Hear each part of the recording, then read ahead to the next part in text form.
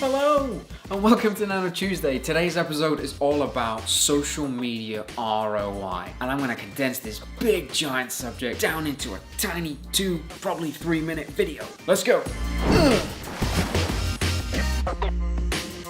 Many marketeers, social media managers, content creators, and indeed business owners struggle to correlate business objectives and social media ROI.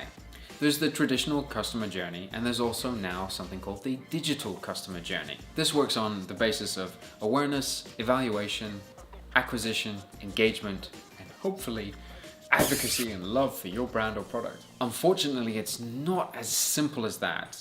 The purchasing process of whatever it is, whether it's a digital product or a physical product or a service, it's not a linear, straightforward process. There are lots of elements involved in that. And social media does play a really important role in that path to purchase. Before we deep dive into social media ROI, it's important that you are clear on your business's KPIs.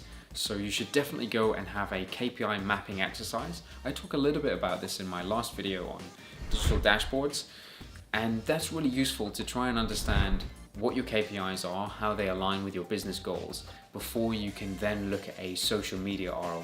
When establishing social ROI, it's important to look at it holistically with organic and paid. For instance, organic social is about relationship building, it's about affinity, it's about customer service. Paid social is more about customer intent. It's about driving the conversation to a wider audience, as well as looking at buying patterns and your conversion funnel. A good tip is to start with a benchmarking framework. For instance, if you take a particular piece of content, you can look at the fans and followers. This is called your awareness and affinity. Then you look at another piece of content and you look at the engagement per the amount of impressions.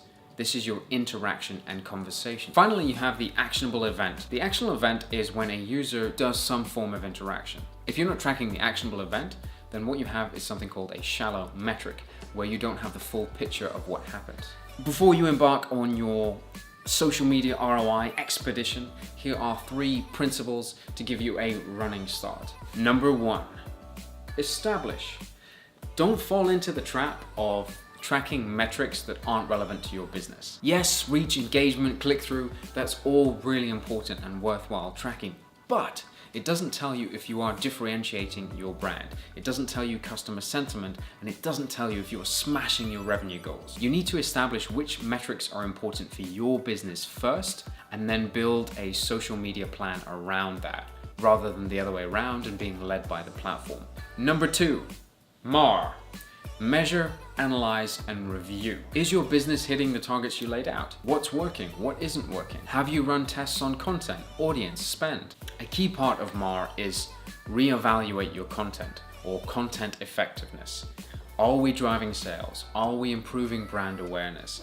Is what we're doing working? If not, why not? And let's try something else. So reevaluate your content. Number 3, execute. That sounds kind of sinister, it's not. Take the learnings from Establish and MAR and build a content and marketing strategy around that and execute beautifully. But wait, don't set it and forget it. Constantly employ MAR and re-establish.